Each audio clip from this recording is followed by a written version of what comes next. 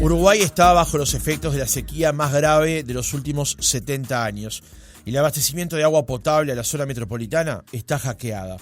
Mientras las autoridades buscan resolver la situación y a nivel político se tiran las responsabilidades los unos a los otros, hay otros países que han logrado resolver situaciones tan complejas como la nuestra. Hablamos de Israel y de su empresa Mekorot, que ha logrado resolver el abastecimiento del vital elemento para un país al borde de un desierto. Esta empresa, Mekorot, firmó en 2022 con OCE un contrato de 1 año para realizar trabajos de consultoría a efectos de definir los lineamientos técnicos, parámetros y principios de uso sostenible de los recursos hídricos y la adquisición de las capacidades necesarias para la gestión sustentable de los mismos.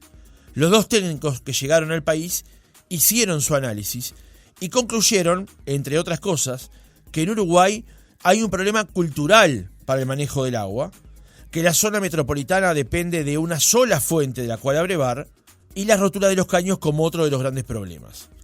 ¿A qué otras conclusiones llegó el informe de la empresa?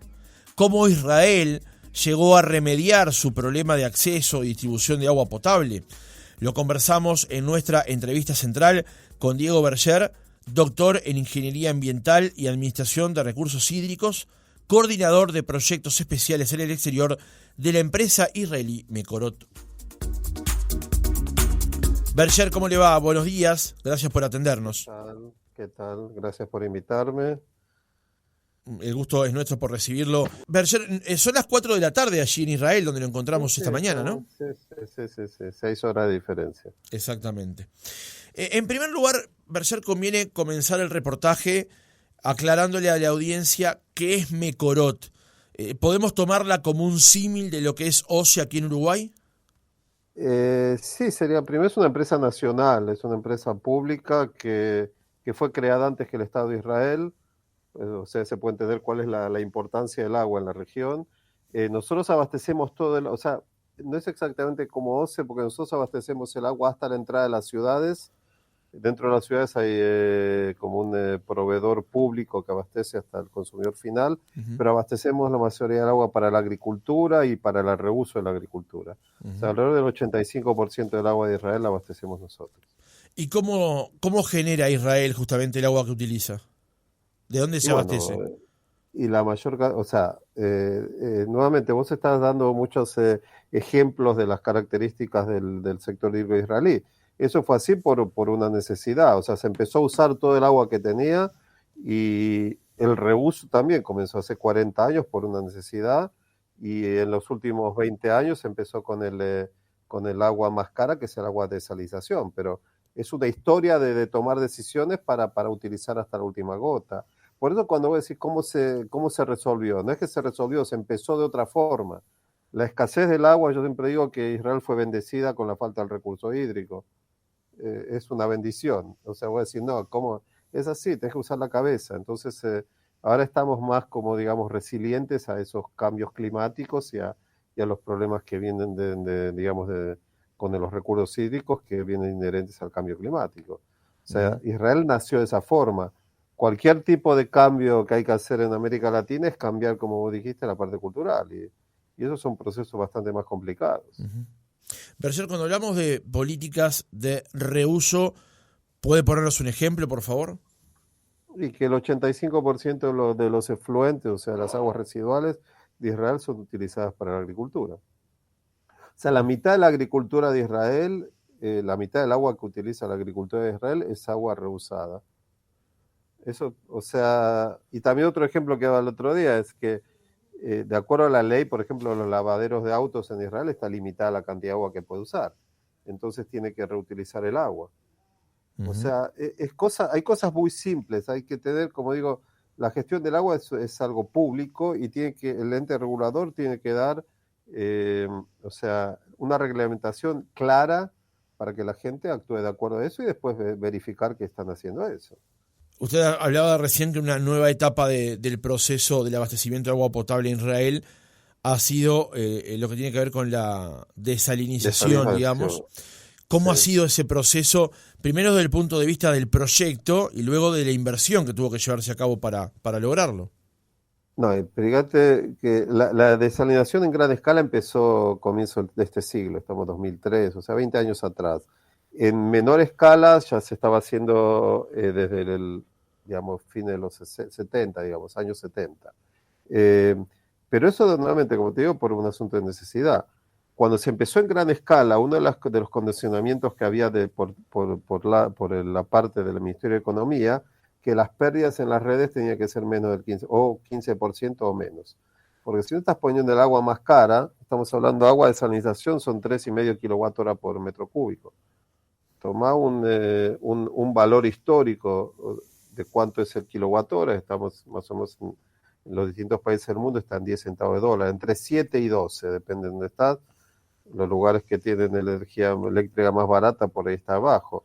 Pero estamos hablando de entre 20 y algo y 30 y pico de centavos de dólar solamente para la energía que necesitas para un metro cúbico. A eso ponerle los costos de mantenimiento, los costos de membranales, digamos, inversión en productos químicos y la inversión de la construcción de la planta. Entonces te vas a dar cuenta que es el agua más cara. Por eso cuando pusieron el límite de 15% era porque no puedes poner agua tan cara dentro de una red que se pierde todo. Uh-huh. O sea, Permítame igual insistir con la pregunta, Berger, para conocer más acerca de ese proceso. ¿Es una planta? ¿Es una serie de ellas? ¿Qué capacidad tienen? Es una serie de plantas. En Israel ya estamos desalinizando 700 millones de metros cúbicos de agua por año. O sea, el 75% de todo el agua para consumo urbano es de plantas desaladoras. Por eso estamos un poco independizados de eso. Pero nuevamente, se llegó a eso, por eso yo siempre hablo de la historia, no es que de repente existe una planta. Y todas las plantas no están dando agua a una ciudad, están dando agua a una red, red de distribución de Israel, entonces se puede optimizar. Cada planta tiene un precio diferente, pues se hicieron unas licitaciones y cada planta ganó con un precio. Estamos hablando de 20 años que son diferentes plantas. Entonces se puede optimizar qué planta va a abastecer ahora. Hay un asunto económico muy, muy grande ahí, ¿entendés? ¿No? Claro. Por eso, pero nuevamente, el agua se abastece a una red y esa red la distribuye entre todas las ciudades. Bien. Berger, para explicarle a la ciudadanía, a los que nos están escuchando, que de eso se trata, del 100% del consumo de agua hoy en Israel, de todos los consumos, ¿cómo se abastece ese 100%? ¿Con qué fuentes? Bueno, 35 es agua de desalinización, un 25%, o sea, solo un 50% solamente es agua natural, que sería de acuíferos y de un lago del mar de Galilea. Y después tenemos otro, que era un 25% sería reuso. Uh-huh. Bien. ¿Cuál es por lo menos así le llamamos aquí, no sé cómo le llaman en Israel, pero ¿cuál es el índice de agua no facturada que tiene hoy Israel? Agua no contabilizada es Sí. casi cero. Casi cero. No contabilizada, no está diciendo las pérdidas. Las pérdidas en las redes grandes que nosotros abastecemos hasta la ciudad están en 2%, y las pérdidas dentro de la ciudad están en entre 8 y 10%. Pero eso es, bueno, eso es a las pérdidas. Nosotros no lo podemos como agua, o sea, eso es parte del agua no contabilizada, que sería el 10%, entre 8 y 10% dentro de la ciudad. Ajá. Pero no son conexiones no regulares, no son conexiones piratas. Claro. Son pérdidas dentro de la red. Y bajar, hay ciudades que llegan a un 6%, 7%. Bajar abajo de eso es más complicado. Hay un problema, como decía, de contabilidad. Al tener tantos medidores, digamos, la exactitud es medio complicada y no se puede bajar mucho de ahí. Le hacía esa pregunta porque aquí en Uruguay él es el entorno del 50%, ¿no? No sé por dónde está. Sí, y tienen que bajarlo. Y la gente no se sabe y el gobierno también. Mecorot, justamente como empresa estatal, tiene ciertos convenios con otros países.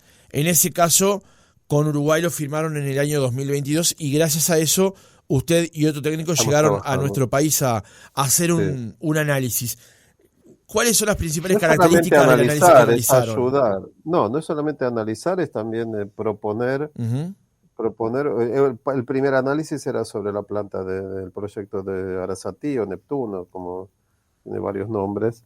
Y como bien vos comentaste en un comienzo, Del comienzo dijimos que necesitaban otra fuente de agua. Ahora ustedes lo están viendo que es necesario. O sea, de acuerdo a las directrices que nosotros tenemos en Israel, para abastecer a una ciudad necesitas dos fuentes de este tamaño, digamos. Necesitas dos fuentes independientes que cada una te pueda dar el 70% del agua necesaria en un día. O sea, independientes a nivel hidrológico, que aquí el Santa Lucía y el Río de la Plata son totalmente diferentes. Entonces, de esa forma vos podés garantizar, estamos hablando de consumo doméstico, o sea, no puede ser que una ciudad no tenga agua todo el tiempo. Entonces, eso es básicamente la idea del plan de Aranzatí, que se hicieron unas modificaciones, pero en definitiva sí hay que traer agua de otra fuente, porque con Santa Lucía, y eso es lo que decía yo también el año pasado, que era un milagro que tengan agua todo el año. Claro. Y bueno, hasta que eso en realidad se llegó a ver que era un milagro. La pregunta que le quería hacer era otra en realidad. Claro, ¿a qué conclusiones llegaron ustedes después de analizar el sistema de agua en Uruguay? Y bueno, que hay formas y le dimos las recomendaciones cómo mejorar la operación del sistema. Básicamente, si se trae ese agua y se reducen las pérdidas, ustedes pueden abastecer agua a toda la parte de la costa de Uruguay, hasta Punta del Este también.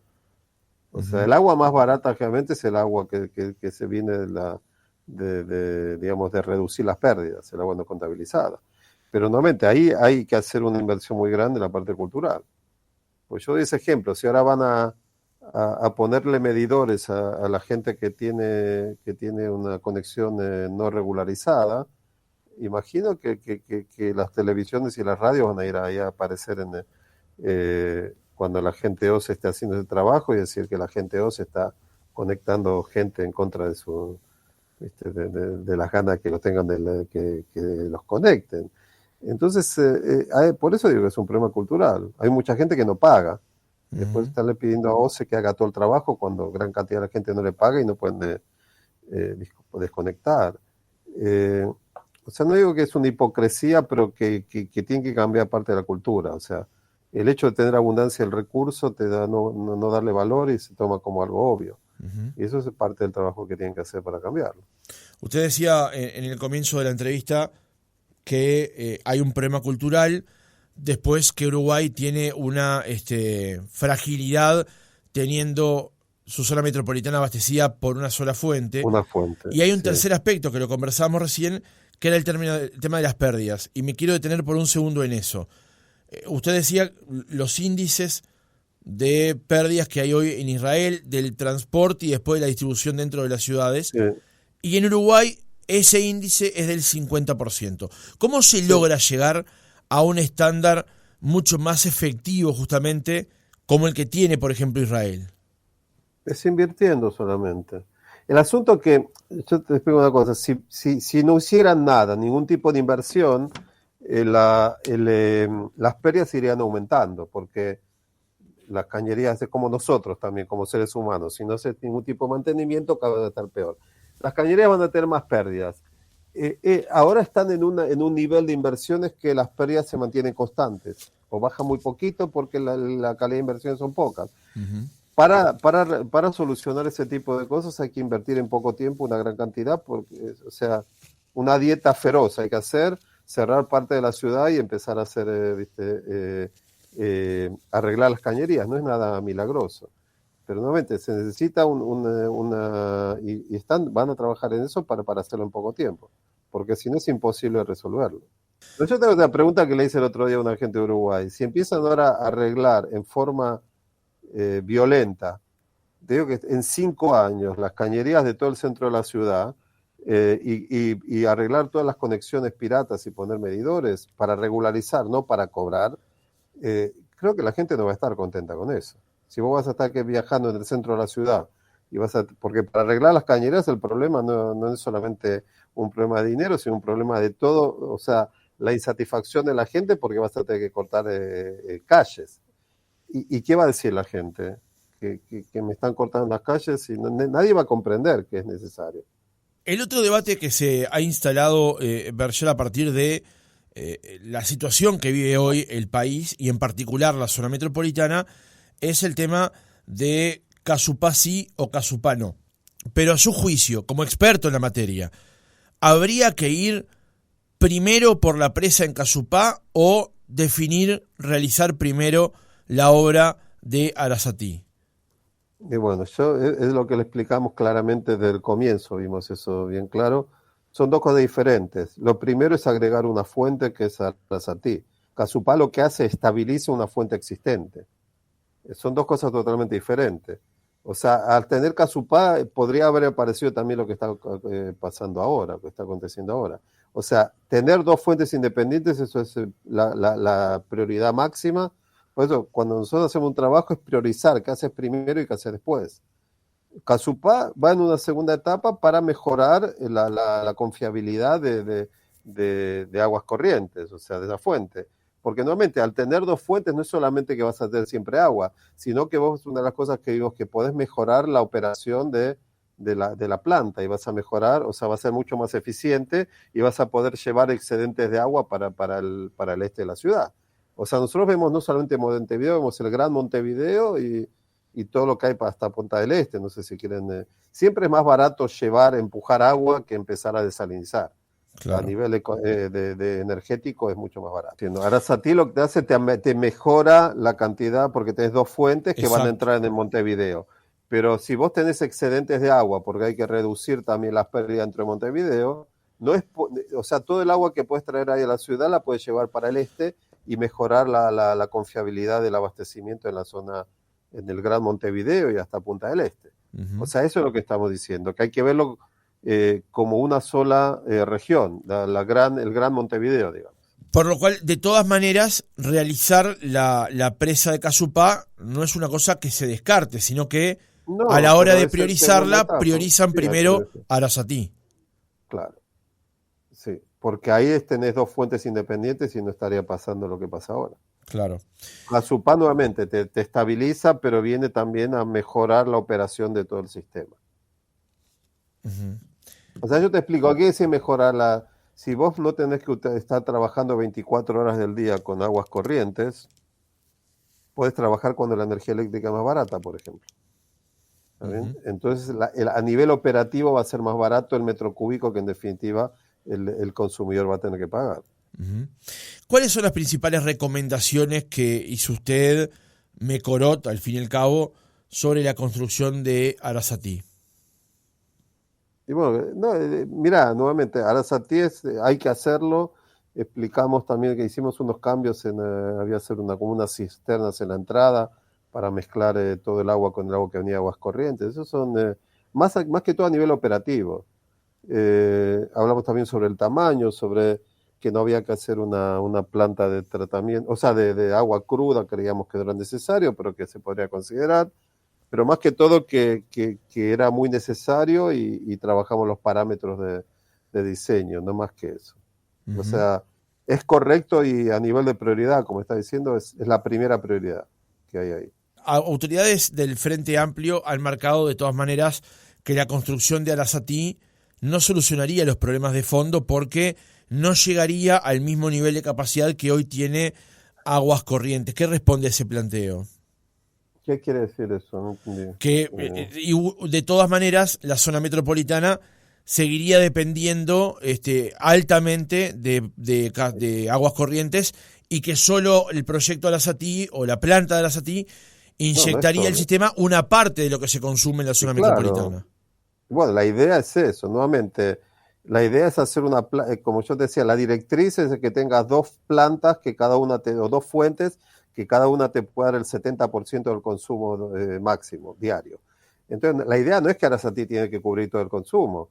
La idea es trabajar con los dos, y eso también es lo mejor. Trabajar con dos fuentes en paralelo y después también reducir las pérdidas, porque si se reducen las pérdidas, vos dijiste que 50%.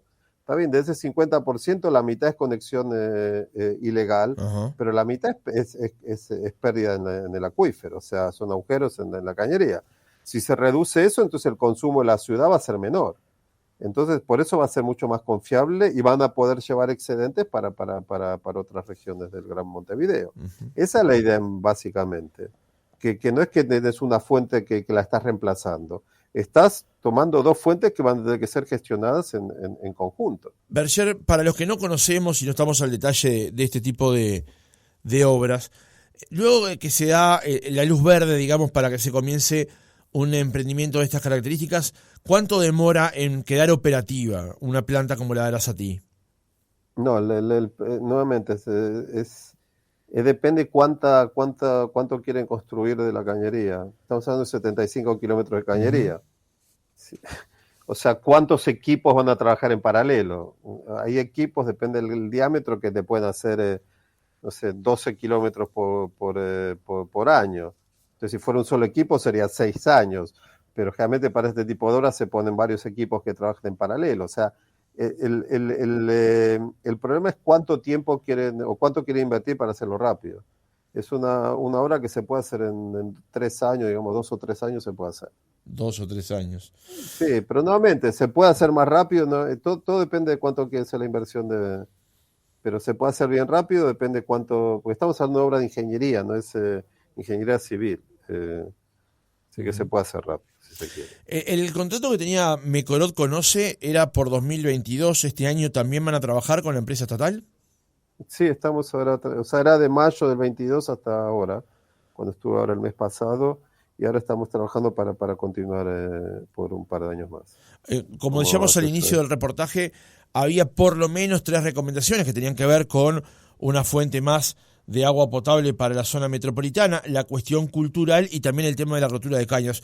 ¿Hay alguna otra recomendación, por ejemplo, de gestión de la propia OCE, de información que brinde la empresa, como para que Mecorot haya hecho recomendaciones en ese sentido? No le hicimos, pero no, o sea, hablamos siempre con la gente de OCE, que tiene que haber una transparencia en la gestión, pero en definitiva, normalmente la gente de OCE son ustedes, no es que vino gente de otro lado, son ustedes y la gestión del agua son ustedes, así que no es que tienen que achacarle, hay que ser, digamos, tiene que ser más, no digo socializable, pero la gente tiene que entender cuál es el valor del agua. Yo creo que hay como te dijimos, culturalmente la gente no le da valor porque es algo obvio. Y de ahí vienen todos los problemas que tienen. Ese es el origen. Y por eso ustedes tienen, a través de la radio también tienen que trabajar sobre eso. O sea, yo me imagino qué va a pasar ahora cuando empiecen a recibir agua buena, que no va a estar salada. ¿Cuántas personas van a hablar sobre el agua en los próximos 6 meses?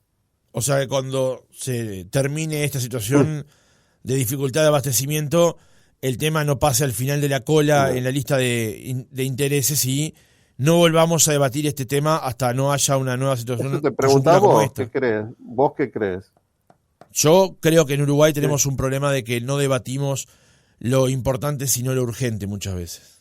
Y bueno, ahí tienen que apagar incendios y por eso ahora hablan eso, pero si no se hacen las cosas, si no se gestiona bien la cuenca del Santa Lucía y no siguen haciendo empezar a trabajar con ese proyecto, en definitiva el año que viene puede estar en el mismo lugar.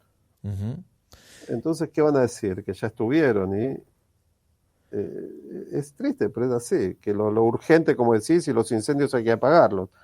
En definitiva hay que cambiar un poco el chip que tiene la gente en la cabeza y empezar a educar y darle el valor.